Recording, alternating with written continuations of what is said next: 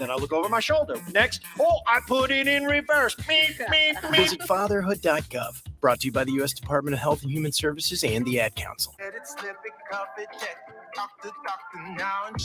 I get it, slip it, cuff it, check it twice a day. I get it, slip it, cuff it, check it in the morning and before dinner. I get it, slip it, cuff it, check it, and share it with my doctor. Nearly 1 in 2 U.S. adults have high blood pressure. That's why it's important to self-monitor your blood pressure in 4 easy-to-remember steps. It starts with a monitor. Now that I know my blood pressure numbers, I talked with my doctor. We're getting those numbers down. Get it, slip it, cuff it, check it. Talk to doctor now and share it. Be next to talk to your doctor about your blood pressure numbers. Get down with your blood pressure. Self-monitoring is power. Learn more at manageyourbp.org. Brought to you by the Ad Council, the American Heart Association, and the American Medical Association, in partnership with the Office of Minority Health and Health Resources and Services Administration. Victor deployed for the first time to Afghanistan in 2003. At 4 a.m, my phone rang. They said, "I regret to inform you that your husband was wounded in action." Victor sustained a moderate traumatic brain injury. I was doing school full-time, and I was also then caring for Victor. One of the most important elements of caregiving is taking care of yourself. I just didn't want to forget that I also had goals and that I also had a life. What I did is I challenged Victor to meet me halfway. There are almost 6 million military and veteran caregivers across the nation. We have our own journey, and we can fulfill that journey at the same time that we are helping our loved one. Visit aarp.org/caregiving for a free military veterans guide to navigate your caregiving journey and better care for your loved one and yourself. Brought to you by AARP and the Ad Council. This is Lincoln's home for sports talk on the FM dial. Also online at theticketfm.com. On the internet, KNTK FM Firth, 93.7 The Ticket. Welcome into The Breeze with DP and Haas on 93.7 The Ticket and theticketfm.com.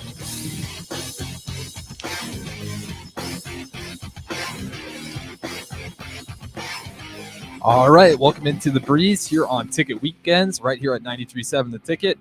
We don't have DP quite yet, but he will be joining us at about the 20-minute mark here, so we will finally get to hear from DP. And, of course, we got Haas, as always, the host of the show here with us. We're going to break things down here. I think we're going to start with some NFL, maybe touch up on MLB, and then give you guys our picks early as well, so you kind of know what we're thinking going into what is honestly a pretty empty slate in the NFL this weekend. There's only 6 games. And really not too many thrillers in that one. But we're here with Haas now. Haas, how you doing, man? Great. How's your week? How's your weekend going? It's been good. Huskers took a pretty unfortunate loss. I'm sure you saw that already. 20 unanswered points. Huskers take an L in that one. But other than that, I went to a Lincoln Stars game here. They won that one on Friday. So it's been a pretty good weekend. And, honestly, the weather hasn't been nearly as bad as I thought. It was absolutely freezing here about Thursday and Wednesday, and it's warming up a little bit. I think today's the high's like 70, and we just got out of a day where the high was 40. So that's Nebraska in a nutshell for you. Yeah, DC was crazy yesterday. I think it was 82 degrees, and earlier in the week it was in the 40s. So completely understand. My kids are confused. My house is confused. Everything's confused. So. But yeah. I'll take it. I love warm weather. Yeah, I'm the same way. I this time of year, I never know what to do with my thermostat. If I should just leave it, and then I'll go to bed leaving it, and I wake up and it's like a good 62 degrees in my house, or 59 if it's really bad. So just kind of that time of year. Yeah, man. And to answer you about the Huskers, I've been a black shirt fan since before you're born. So even though I'm in DC, obviously I don't know as much about Nebraska football right now as you and everyone else in Lincoln, but just always watched them growing up and always been a fan. But yeah, excited to talk about the NFL, talk a little bit about the trades. World Series just ended, to talk a little bit about that. In the wrestling side, there's a couple things we're going to talk about. There was a pay-per-view yesterday during the Nebraska game, Crown Jewel, and love to talk about that a little bit, but also since we like to have a greatest of all time segment, we're going to have finishing moves, greatest of all time finishing that'd be moves. a good one. So we'll do that today in the show. And then to preview for next week, it'll be the greatest of all time tag teams. So love to hear from you guys. Text in, call in. What do you think the greatest finishing move of all time is in wrestling? And same if you want to start previewing the tag teams in the future. We'll also talk about Crown Jewel. It's a little shocking that a internet star that's not a wrestler just balled out yesterday, and we're going to talk about that as well. But let's go talk about the NFL because it's Sunday, and there's a couple trades that, the trade deadline. I felt it was good. It could have been pushed back a little bit, and we could have done more with the trade deadline, just because with the 7 teams per conference being able to go into the playoffs, there's teams that aren't certain if they should buy or sell, and there's so many teams near that 500 level they don't know what to do. But I think McCaffrey. That I'll talk about that trade first, and then we could talk about your Bears. See what you think of that trade. Even though they're not a playoff contender, I want to see what you think of that. So the Niners, obviously, we've talked about it before because it happened in the previous week. Trading for McCaffrey, they gave up a 2023 second round pick, a 2023 third round pick, a 2023 fourth round pick, and a 2024 fifth round pick. So gave up a lot. McCaffrey's salary cap is $12 million next year, and the Niners are already right at the salary cap number. But it doesn't matter if you could bring in a guy who can throw, catch, and run for a touchdown in the same game, and then you have all the other stars with it. That immediately makes you a Super Bowl contender, even if you have an average defense, let alone the best defense in the NFL. So that trade, even if it was for a couple firsts, would have been worth it. As a Niner fan, I'm excited that the Niners traded for McCaffrey. What'd you think about the trade? Yeah, I mean, it tells you right now that they're trying to win it. You know, they're in it to win it. They took McCaffrey, and like you said, he was absolutely awesome in his second game. He threw for a touchdown, caught a touchdown, rushed for a touchdown. He literally did it all. And what impressed me the most was on his reception for a touchdown. He looked like a wide receiver. Yeah. If you're watching look at the Sartor Hamann Jewelers video screen, Haas was mimicking him high pointing the ball. But that is something you don't see running backs necessarily have on instinct like that. That it looks like a wide receiver. I mean, they're used to getting those little quick, 10, 15 yards, running in the flats, kind of that safety pass. I mean, he also improvised on that route too. He saw his open up field and he took it and just made a phenomenal catch to high point. He really showed how much of an athlete he was. So, yeah, if I'm a 49ers fan, I'm totally sold on the trade, especially I was already. And now seeing what he's doing, it's like, oh yeah, all in on that. That was a great decision by them because they're Super Bowl contenders. I don't know how high they are on that list, but I wouldn't be surprised to see them march through the playoffs here a little bit. You guys were shocked when I put them in my top 10, but I didn't think they'd win that Rams game without Debo and all the injuries that they had on defense. But they dominate the Rams in the regular season. That's 8 straight wins. The Rams we won't have to go into, but the Rams just aren't. They're not the Rams from last year. That's for sure.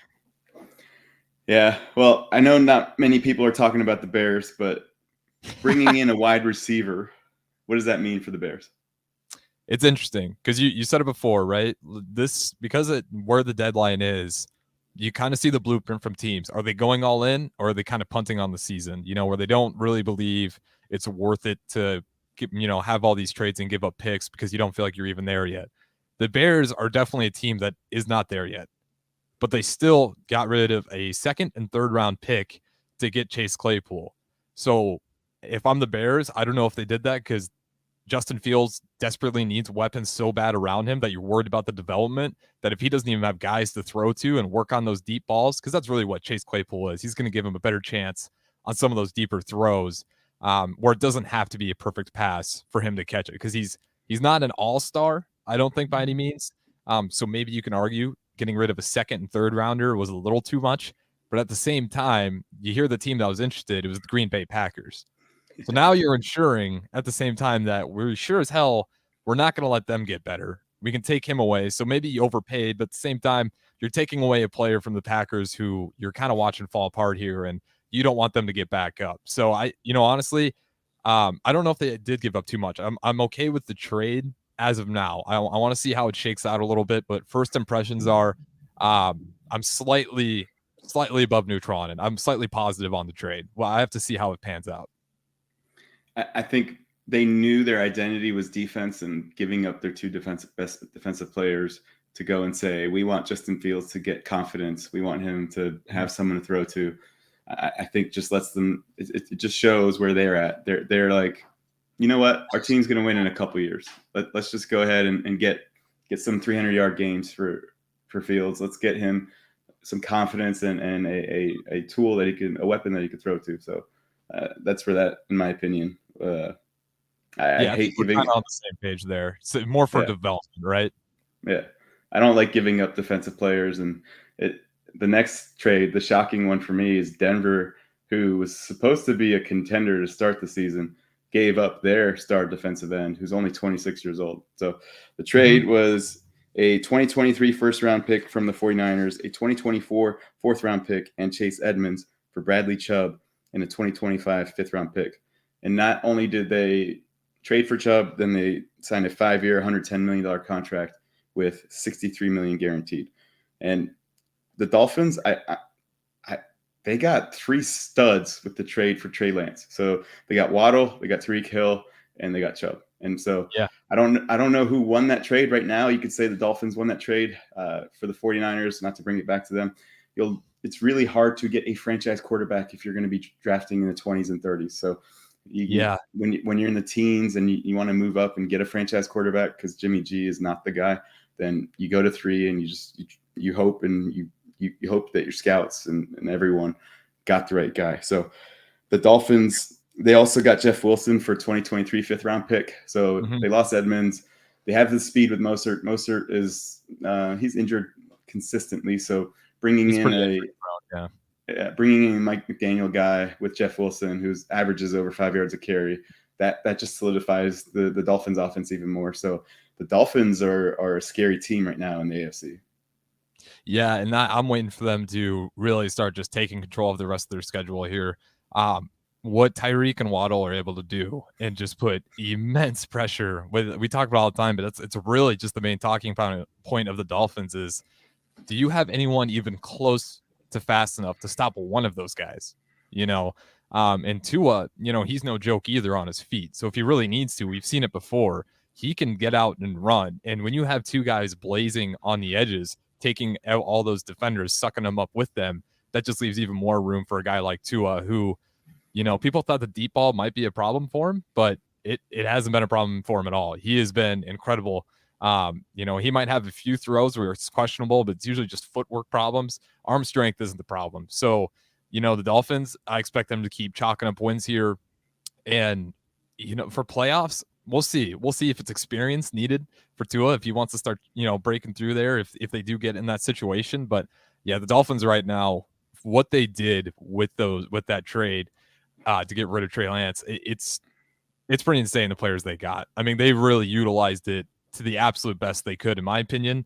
I don't know how much better you could do with that. So they really got to start winning games because, like you said, they traded a lot to get that roster going. So they're going to have to prove it because, it's really your shot right now. You got a loaded roster. You got to start winning games consistently.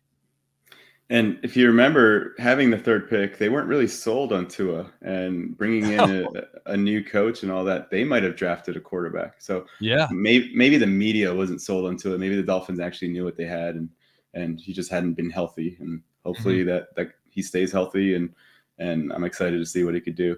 They also have a pretty good tight end in Gesicki, but there's another tight end that was moved in your Bears division. You want to talk about that a little bit? Yeah, so TJ Hawkinson, he gets traded away to the Vikings. So it just, I'm surprised that the Lions did it. I'll be honest. I didn't really know why the Lions want to do that. So the trade is Detroit Lions traded to the Vikings, TJ Hawkinson, a 4th-round pick in 2023, a conditional pick in 2024, in exchange for a 2023 2nd-round pick and a 2024 3rd-round pick. So the Vikings, that tells you right there, Vikings are all in.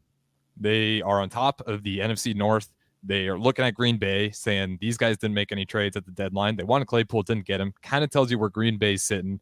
The Bears, they made a trade, but everyone knows they're not serious this year. And the poor Lions, man, I can't.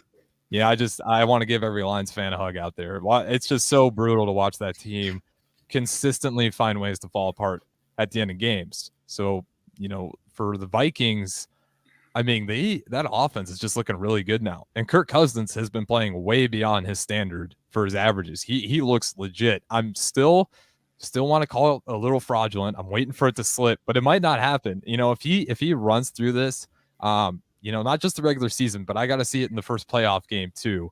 If he looks still solid, then I'll take the fraudulent tag off, because the Vikings right now, they're rolling. I didn't want to believe they were good going in. They were kind of picking up some wins early. But now you add TJ Hawkinson on that roster as well. That offense, you still got Dalvin Cook, you got Justin Jefferson. Now you got TJ Hawkinson as well, and a Kirk Cousins that's playing way above his standard. That offense. Thielen. Oh yeah, Thielen. Don't forget Thielen, who's just he's a third receiver out there really for those guys, and he's great too. He can find spaces, especially when you have guys like Jefferson causing so much attention. I mean, Thielen's always opening up for those quick hitters. Usually not those deep routes as much. They don't utilize them there, obviously, but just a skilled and experienced, that's another thing. And they're not just great athletes, they're experienced as well. Most of those guys are, except for maybe a handful. So I think Vikings, they're looking really legit right now, especially the NFC North being what it is. Well, with the playoffs, they used to be on Saturday and Sunday, and I think they added Monday Night Football with the expansion. So as long as the playoff game for the Vikings isn't on Monday Night Football, then the Vikings have a chance. But they got to cross their fingers.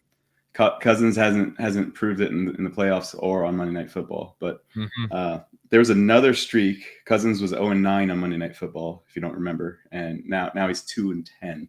There's another streak in prime time in pressure moments that just wasn't going, and that's Justin Verlander in the World Series. He was 0-6, and his ERA was in the 6s. So Justin Verlander, Game 5, it's 2-2, games in Philadelphia, and it is a huge game. And I'm going to read Dusty's quote, because this is what I think is the reason. This is definitely the reason why the Astros won the World Series. Everybody's wondering, is he on a short leash? I mean, no, he doesn't have a leash at all. I mean, he's Justin Verlander. And that is a player's coach, especially nowadays when third time through pitchers come out, they give up a run or two in the playoffs or World Series, or just a base runner, pitchers out. He trusted Verlander in Game 1, kept him in 5-0 lead, kept him in a really long time. And that's just to say, you're my horse. You're the Cy Young winner. You're my guy. I trust you. I trust my team, and we're the greatest team. And so when you have that guy, when you have that confidence, I can't call them the Asterisks anymore. Congratulations, Dusty Baker. He finally got his one. He got one as a Dodger player, but I'm happy he got his one as a coach. Now, I'm curious if DP has Mattress Mac's phone number. If Mattress Mac's looking for a wealth management advisor, I'm here.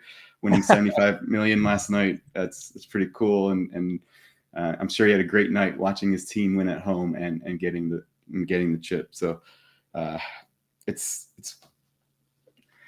I know if DP would have gone to the game if he felt good, and it's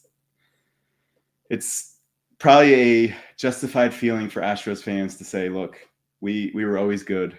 We didn't have to cheat when we won. We don't need to talk about cheating. They won. They were really good all year, and congratulations. I think the sad part is too, I think we all knew that. I think we all kind of knew the Astros actually were a really good team and that they probably didn't need to cheat, but we didn't want to give it to them. It's like, no, you guys aren't. No, you didn't actually win. We just didn't want. We all knew. I mean, that team was good. I thought if the Phillies have any chance at all that they're going to win this, they got to play phenomenal. They're going to have to play better than what I think they actually are. And they kind of did that for a few games. I mean, that game was 7-0. I mean, that was insane. That was when Bryce Harper kind of had his flowers. And then obviously they lose the next two. But that's kind of what I thought it was going to be for Phillies. Like, you guys are going to have to play out of your mind because the Astros are just the better team.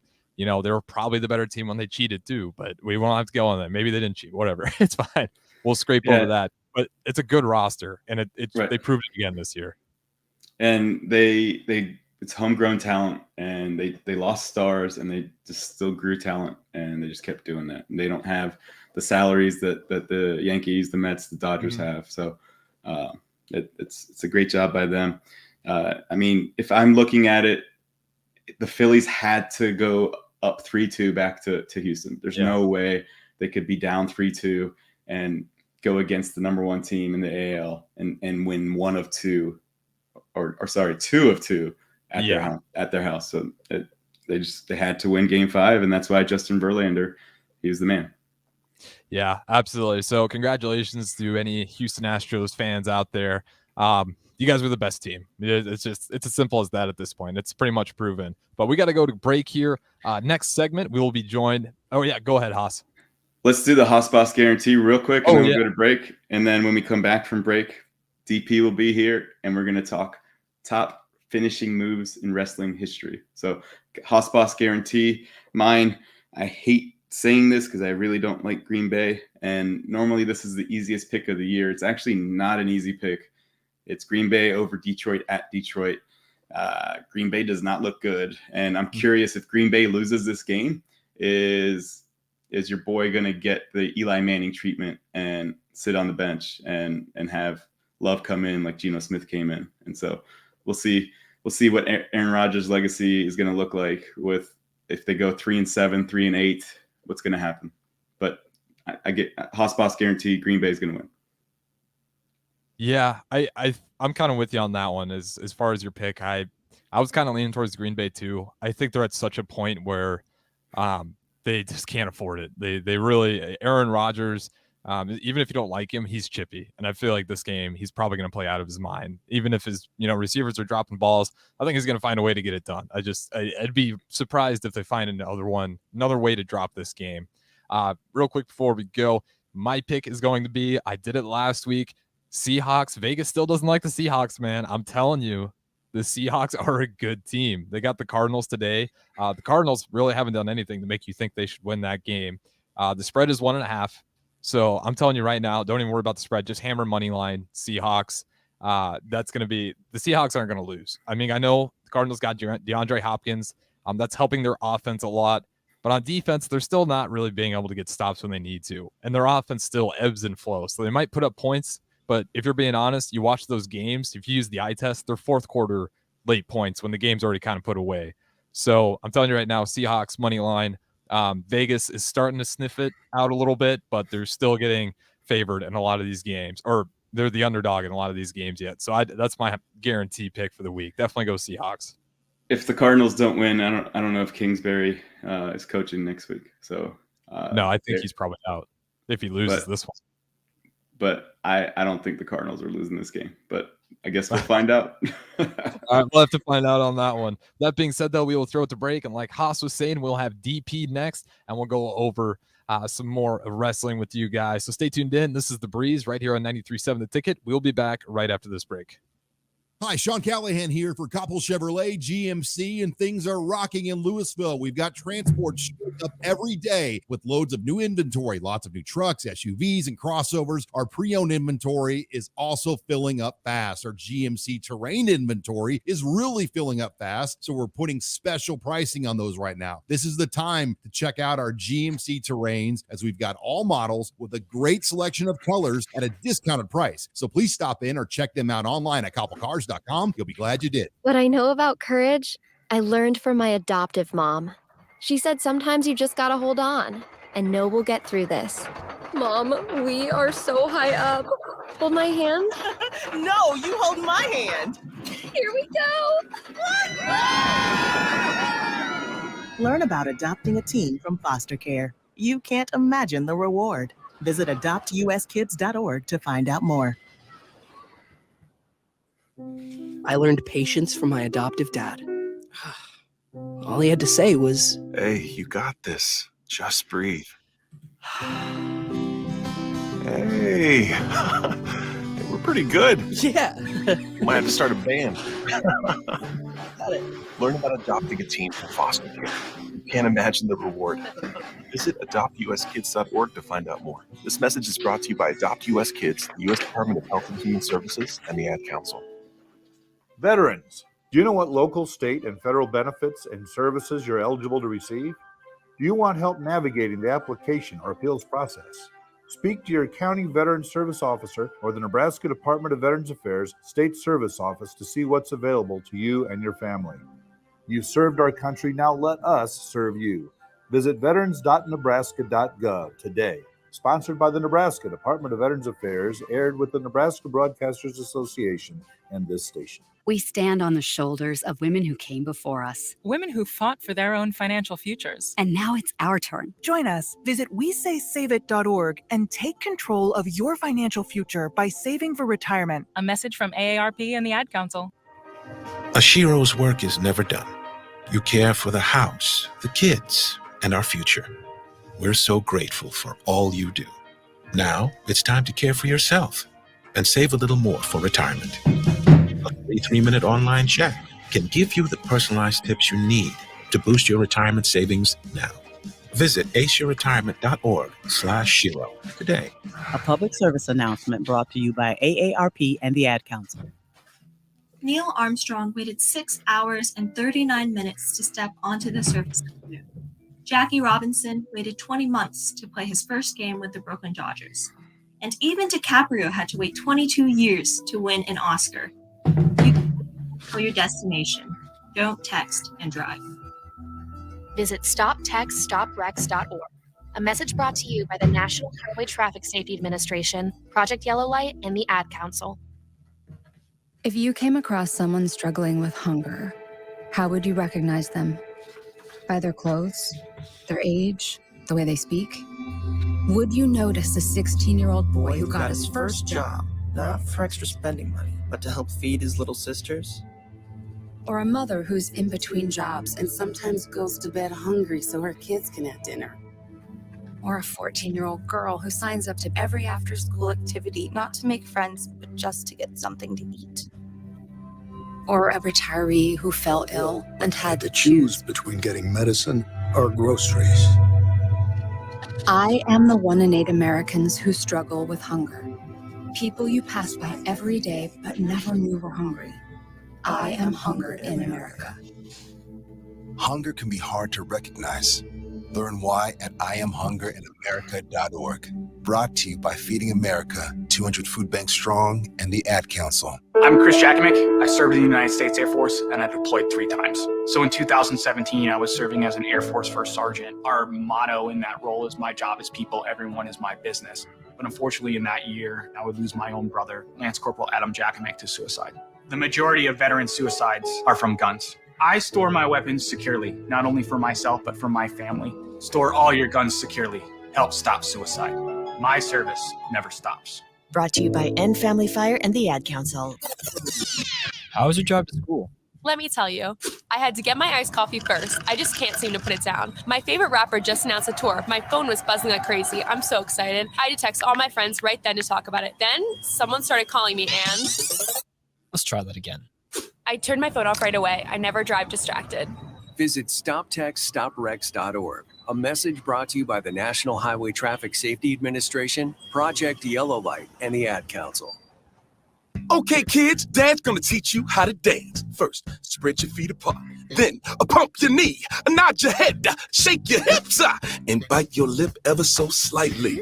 Now, with one hand in the air, point at people with the other hand. I call that the rock star. Dance like a dad. It's a great way to make a moment with your kids. Now, make a face like it just smells something bad. Visit fatherhood.gov. Brought to you by the U.S. Department of Health and Human Services and the Ad Council. You're listening to The Breeze with DP and Haas on 93.7 The Ticket and theticketfm.com.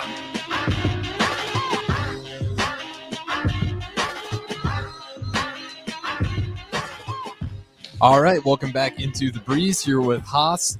In this segment, we are now joined by DP as well. It's good to have DP back here on the show with us. DP, how's it going? It's good to be back, guys. I'm on a pitch count, but that's okay. We'll come in and, I'll do my work and we'll move along. And then Haas, I know you got a great, what do we want to call it here?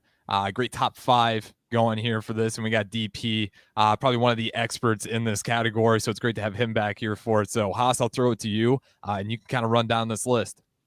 As we said last week, DP is an encyclopedia on steroids, or Google to the infinitieth power. So excited to have DP back. It's like Christmas in November. So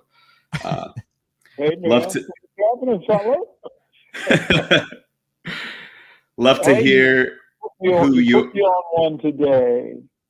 And of course, you know how this works, that once you go down the rabbit hole, it veers off in several different spaces. So then you're talking about the greatest finishing moves in all of pro wrestling history. You've got to consider, is this iconic?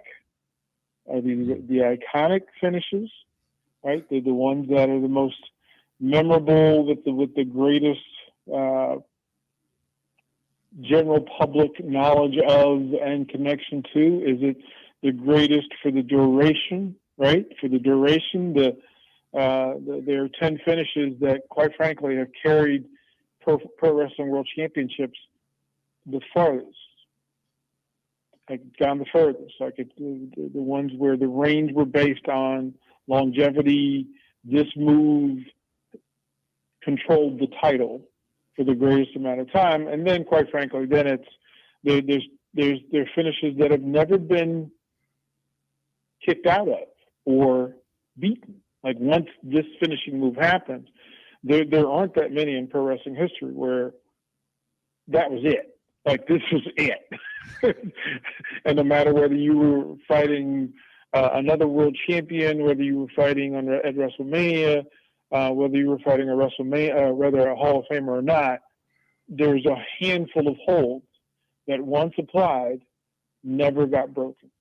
So there's several ways to go, brother. Well, I guess let's see which didn't make the top. What didn't make the top 10. Okay. What didn't make the top 10. And this is spectacular, right? This is absolutely spectacular. Sergeant Slaughter's Cobra Clutch didn't make it. The Iron Sheik beating Bob Backlund for the world title with the Camel Clutch didn't make it. Baron von Raschke, High Chief Peter Maivia, and the Von Erich families, The Claw, didn't make the list. Razor's Edge didn't make the list. Brogue Kick didn't make the list. Let's go back. Remember that pro wrestling started before 1980, so Junkyard Dog and the Big Thunk, Bobo Brazil and the Cocoa Butt. There's so many iconic ones. Any crossface. I mean, Chris Benoit winning the title with a crossface, and Bob Backlund holding a 7-year reign with the crossface. Really didn't matter. Choke slam. How many different variances of the choke slam, and the different wrestlers that used it. We can go back in the day to Stan Stasiak and the Heart Punch, where, back in the day, if he punched you in the chest, he would raise your arm above your head and punch you in the chest, and it was supposed to stop your heart. Like, it's spectacular how so much of it plays. Various elbows. So whose elbow is the greatest elbow of all time? Is the People's Elbow? Is the Bionic Elbow by Dusty Rhodes, in which he won 2 world titles? Is it Macho Man's elbow off the top rope? That's iconic in that space. How do you play that? How do you use that? Whose figure 4 leg lock? Which figure 4 leg? Is it the Las Vegas leg? Is it the Buddy Rogers iconic first one? How do you do it? So I ended up with this because I packaged some. With, like, Randy Orton, people immediately think RKO. But the punt is the one that won titles and never got broken. Like, when Orton punted you, it was over, and nobody ever got up from it. Is it Hulk Hogan's leg drop, or is it The Rock's People's Elbow? Which one is it? How do you deal with it? But I landed on this. I landed with the Diamond Cutter, because DDP's Diamond Cutter, bam, that carried NWO and elevated it for a long while. Underrated, the lariat. Stan Hansen actually beat the iconic Bruiser Sammartino with a lariat with a loaded elbow pad that he turned around, had metal in it, hit Bruno, broke his neck. That one falls in space. The jackhammer, the jackhammer slam by Goldberg. Is it that or his spear? Which one do you take?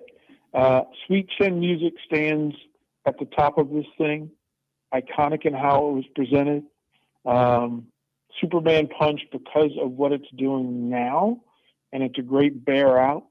The Jimmy Snuka iconic splash off the top of the cage. There's only been one. Nothing else matters. Nobody else can do it the way he did it. It just wouldn't matter. The bear hug is an iconic wrestling hold for decades. And let's not forget the inevitable. We all practice it. We all got in trouble for using it. But the sleeper hold in any variant, whether it's the Cobra Clutch or Chief J Strongbow's, hey, I'm going to wrap my arms around your neck and put you to sleep. All of that's in play. Triple H's pedigree. Flair's figure four is one of the great moves ever. F5 and Brock Lesnar, of course, what he's done with that. But ultimately this, and Hoss, you and Harrison know me well enough to know that in order to talk pro wrestling at the greatest level, the highest level, the most dominant thing that nobody ever defeated, and quite frankly, is the most powerful move in all of wrestling history. It is Andre the Giant and his size 24 foot to the chin. It's greater than Sweet Chin Music. It took down the greatest giants across the world.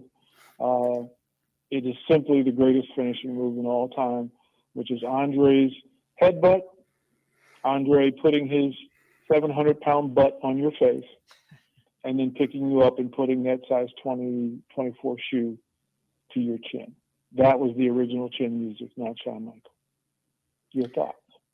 I told you guys it's an encyclopedia on steroids, and it's Google to the infinity of power, and you did not disappoint. I also said in last week's show that you could tell which generation or how old someone is based on what they say. You could tell I'm a little younger because my top five, I had the Stunner as number 5. Mm-hmm. It's now being replicated by Kevin Owens. Obviously, Stone Cold, he knocked you out with it. It was awesome. It was who could take the Stunner the best. That was what was who could sell the Stunner the best. That was what the early 2000s, late 90s was about. I think the jackknife powerbomb. Obviously, power bombs were used in different ways, but the jackknife powerbomb, when Kevin Nash or Diesel hit you with that, it was over. And obviously, you could say a Batista bomb was like that. You could say the Shield kind of used that, and so there's lots of variations of that power bomb. So that made number 4. The RKO, and I love that you said the punt because you're spot on. That was a very underrated move that had to get outlawed, and it actually injured people, so it had to get outlawed. So the RKO, also known. Before you give your final 3, let me give you 3. Let me give you 3 in particular that intrigued me. 2 of them are on the women's side. If I asked you what 2 women's finishing moves never got broken, right? So go to the immediate pass. Ronda Rousey's armbar still hasn't been broken. But before that, iconic to the game, the great Victoria, the trainer of all the divas, and Victoria had a move that she would elevate, and it was kind of that pump handle slam kind of deal. But her move was so good that nobody had replicated it, and it's never been broken in over 450 matches. How good is that? That Victoria has her own place in wrestling history. That thing's never been done. But the one that's not spoken about the most is the sharpshooter. Bret Hitman Hart changed wrestling with the sharpshooter, and it became, because it was a great combination of several things, right? I think it's underrated. I just think it's underrated. What's your top three? Well, since you brought up women and dominating moves, the Implant Buster by Awesome Kong, that would knock women out and damage them. So thanks for bringing up the women, and the figure 8 right now is going pretty well for Charlotte, being a 13-time champion. But RKO, you said it, just with what Randy Orton did and with what DDP did, it would quickly out of nowhere cause a victory. And so RKO is number 3. Right. I'm an HBK guy, Triple H HBK guy, and tuning up the band anytime that, if you want to talk about coming out of nowhere, that kick would come out of nowhere. And that kick is iconic, that we all wanted to do it. We all wanted to come out to the music of "I'm just a sexy boy." And if I had probably somewhere there's that HBK outfit. leather boy toy with the leather hat, biker hat vibe. Yeah. So I can do a Sweet Chin music to like my 5-year-old. That's how far I could kick up, and that's yep. But the last one has to be, we talked about banned moves. This move was banned for everyone but The Undertaker. And for the longest time, no one kicked out of it. It was the Tombstone Piledriver. And when he put his thumb across his throat and then pin you and put his tongue out, it was over. And the Tombstone Piledriver, it was the move for me growing up. But it was the last ride that was his world championship. When you remember, for 60% of his championship matches, the last ride was high, and it was never kicked out of. The last ride was never kicked out of. We should be ashamed of ourselves, because it just hit me on 2 of that very same era. I should have put this in with the People's Elbow and Hogan's leg drop. Now, again, Hogan's leg drop defeated some of the greatest Hall of Famers to ever live. Wrestling purists hated it because it was so basic. But in the same space, John Cena's "You Can't See Me" is still, if you just did it and didn't say what you were doing, even people walking down the street would know who did it and what you were talking about. But one of the great era-changing moves, finishing moves of all time, and it didn't matter what persona he was under, but the Mandible Claw, Mankind, like Mick Foley, the Mandible Claw reigned wrestling for a 7-year stretch. So we got to put that one in the conversation too. Yeah, and with DMD doing it now, Britt Baker, she needs to come back and hold the belt on AEW. I thought about the claw when you were saying earlier on we were paying homage to the older wrestlers and talking about claws. I thought you were throwing that in there, but man, thank you for saying the last ride. That's why I also had the Jackknife Powerbomb in there. Maybe the Jackknife Powerbomb should have moved to 3 or 2, but just be the sheer volume of people using powerbombs. But it's a lot of moves. It's the big, that and the choke slam are the big man's artillery 1 and 2. Like those are the things you have to learn how to use and have it used on you in order for you to make it. That's just when you go to the factory, those are the things you have to learn first. How to execute those and how to have those executed on you. I got another one for you that, quite frankly, tickles me beyond words. But the RVD Frog Splash. Yeah. Like, as I was just thinking about it, that one went a long way. And then in today's era, I think it's misused. The Seth Rollins curb stomp, is misused. It should be the ultimate finishing move, but it's become sort of an in-match nuance. We do gotta get a break though, DP. Sorry to cut you off here. We're running a little late here, so I'll let you wrap up real quick here. Only because you're on a pitch. Only because you're on a pitch count. Only because you're on a pitch count. And go back to sleep. All right. Yeah. No. Harrison, hold on. It's his radio station. Only because you're on a pitch count, DP. No. Harrison is under strict orders from me to keep me in line and on time. So. Bravo, Harrison. Well done, young man. All right. Appreciate it, DP. And again, it's great to hear from you, man. It'll be great once you get back in here, but definitely, like Haas said, you're on pitch count, so we'll keep an eye on it. All right, guys. Enjoy your Sunday. I appreciate it. DP. With that being said, though, yeah, I would throw RK just because I remember my high school, just RKOs out of nowhere. That's what I was going through. People were coming at me with the RKOs, so I'm glad that one made the list. But we got to go to break here. We got one more segment, and I believe Mike will be joining us for that one to kind of wrap things up here. So this is The Breeze right here on 93.7 The Ticket Weekends. We will be back right after this break. At Venue Catering and Events, we offer two of the most historic ballrooms in Lincoln. The Jasmine Room, located in the historic Grand Manse in the heart of downtown, featuring a beautiful built-in antique bar, spacious patio, and soaring skylit ceilings. The Scottish Rite Ballroom, located just 2 blocks from the state's capital, boasts intricate hand-carved columns, rich dark wood floors, and lavish chandeliers. The perfect venues to host your wedding, corporate event, or much more. For availability and more information, call us at 402-603-6483. Hi, this is Pastor Tom. Did you know there's a place kids can seek out help when they're away from home and something goes wrong? They find themselves in a difficult spot or even a dangerous situation. Maybe another child is bullying them or a stranger is following them.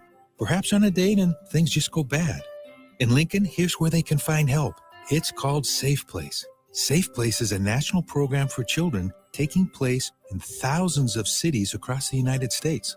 The People City Mission is sponsoring this program in our community and has set up a number of businesses, fire stations, schools, and nonprofits around the city to become safe locations where kids can seek out help.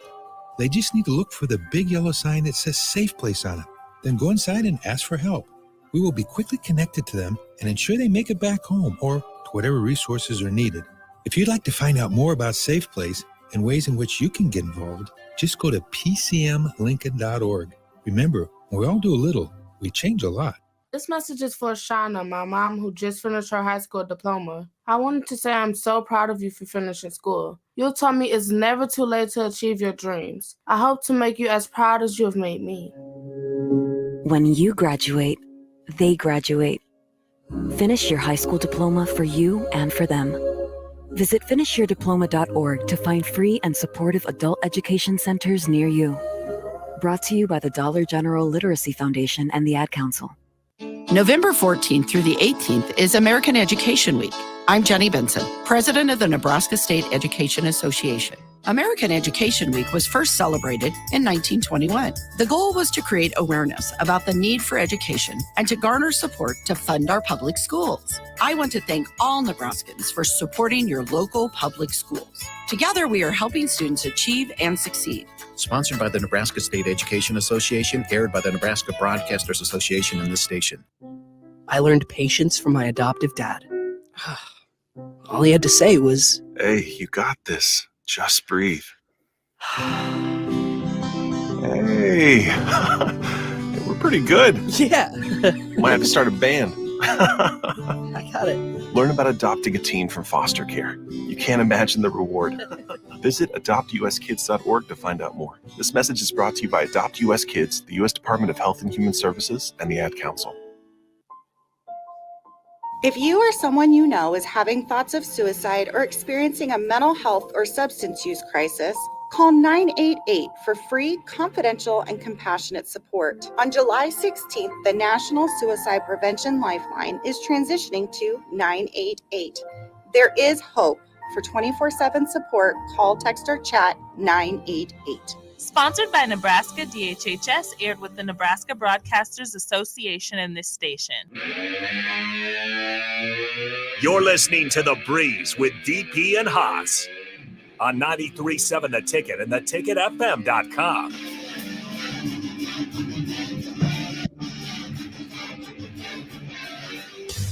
All right, welcome back into The Breeze here on 93.7 The Ticket Weekends.